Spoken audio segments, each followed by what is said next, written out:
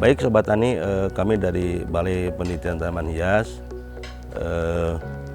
akan menerangkan yaitu varietas-varietas baliti yang sekarang sudah banyak diperbanyak dilakukan di baliti, utamanya yaitu di UPBS.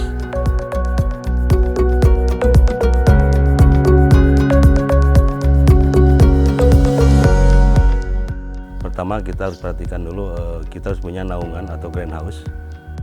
Untuk pembuatan rumah lindung itu tergantung biasanya daerah dan petani yang ada di daerah masing-masing. Itu bisa dipergunakan bambu, kemudian bisa juga dari kayu. Nah kemudian atasnya menggunakan plastik UP. Itu bahannya itu per 100 meter itu kira-kira sekitar 100 sampai 150 batang bambu pelampuan penambahan cahaya, yang mana itu untuk memperpanjang hari siang, yaitu ditambah sekitar 4 sampai 5 jam. Fungsi rumah lindung itu pertama kita terlindungi di terpaan air hujan. Yang kedua, tidak terlalu terik matahari supaya tersaring sama UV-nya itu. Nah, kemudian kita siapkan lahan, kita cangkul lahan atau tanah. Kita itu dicangkul sedalam 30 cm. Kemudian kita ada pengukuran pH tanah. Kalau emang kurang kita bisa ditambah pengapuran.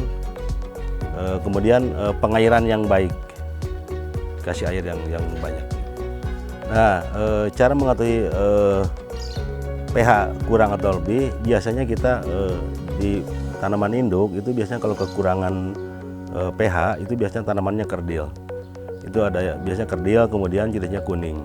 Nah kemudian kita kasih kapur itu dengan dosisnya 1 kilo per meter persegi. Kita bisa menggunakan juga ada alatnya namanya pH meter. Kemudian kita siapkan pupuk kandang, kemudian kapur. Nah setelah itu kita taburkan pupuk kandang dan kapur, kemudian kita dibasahi dulu, disiram dulu. Setelah 2 sampai 3 hari baru kita disiapkan bibit benih krisan. Cara perbenihan yang baik yaitu kita utamanya kita harus punya pembibitan dari G0 dulu. Nah itu dijadikan tanaman induk. Nah kemudian kita seleksi itu tidak terkena hama penyakit, terutama penyakit karat daun. Untuk tanaman induk kita maksimal 4 bulan yang baik untuk dijadikan benih krisan.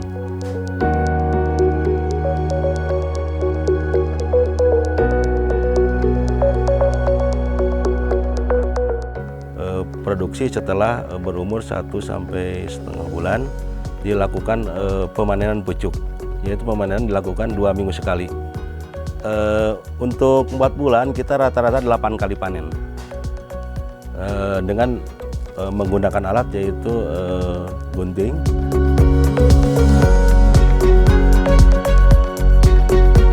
bisa juga kita menggunakan tangan.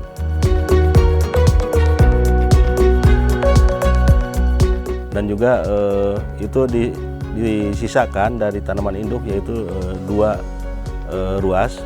Nah ke atasnya kita ambil untuk benih krisan. Kemudian kita masukkan ke dalam baki atau kantong plastik yang sudah diberi label masing-masing varietas. Kemudian kita dibawa ke tempat processing. Dilakukan processing yaitu dengan cara memipil daun pucuk krisan, yaitu 2 daun krisan, 2 daun. Kemudian dilakukan pemotongan yaitu dengan panjang 5 sampai 7 cm. Kemudian kita diberikan JPT untuk perangsang tumbuh akar dan kita diamkan selama 1 sampai 2 jam. Nah, kita langsung ditanam di persemaian dengan menggunakan media yaitu sekam bakar. dan kita lakukan dulu penyiraman dulu. Di sekambakannya kita basahi dulu, kemudian kita digemburkan lagi, baru kita membuat alur untuk penanaman pucuk kerisan.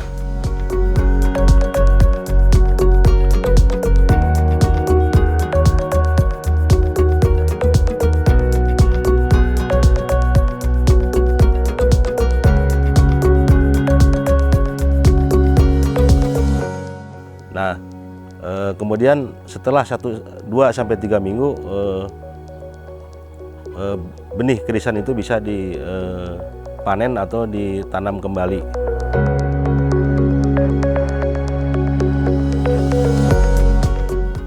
Kalau untuk pemesanan kita dilakukan yaitu melalui order dulu, yaitu dari mulai waktunya 2-3 minggu, baru kita bisa dilakukan pengiriman.